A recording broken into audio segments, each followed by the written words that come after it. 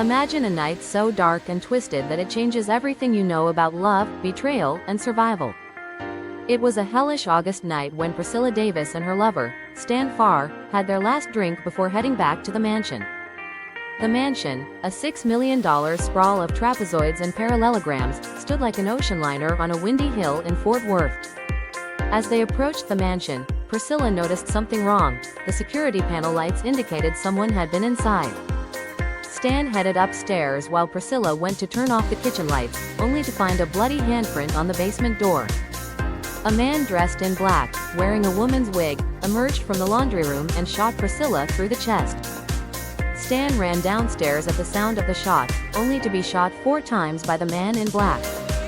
Priscilla, bleeding and in shock, managed to stagger to her feet and escape through the sliding glass door. She ran through the courtyard, holding her long denim skirt, telling herself not to panic despite the blood and bullet hole in her chest. Hiding in some shrubs, she heard voices and thought it might be her daughter Dee coming home, praying it wasn't. Priscilla ran down the grassy slope of the estate, screaming for help, convinced Cullen was killing everyone. Rattling around in her $6 million mansion, Priscilla thanked God Thanksgiving had passed and prayed to get through Christmas. She spent most of her time in the master bedroom, surrounded by memories and haunted by the events of that night. Life had been reduced to a single ritual.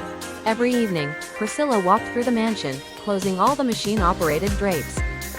Her friends marveled at her tenacity, wondering how she could stay in that museum-like chill surrounded by art treasures and ghosts.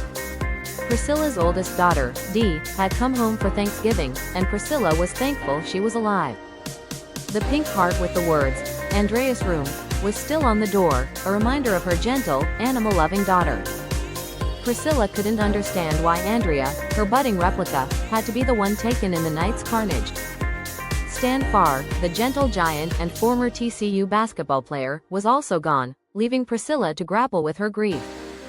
Priscilla suffered from a staph infection and complications from her wound, while the ulcer from the divorce proceedings worsened. The press, gossip about her sex life, and the impending murder trial loomed over her, with millions of dollars and Cullen's life at stake. Priscilla knew Cullen's attorneys would drag her through the mud, painting her as a corrupting dragon lady. She had been advised to stay off the street, and when she did go out, she wore a silver-plated .32 strapped to her boot. Priscilla had never been the darling of high society in Fort Worth, but now she felt the black crones circling.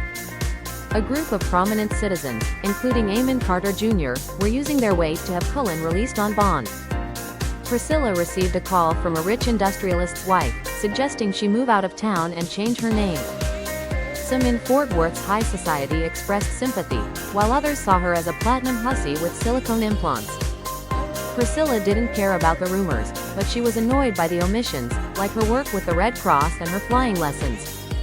She didn't wish for Cullen to sit in the electric chair, but she couldn't forget Stan and Andrea.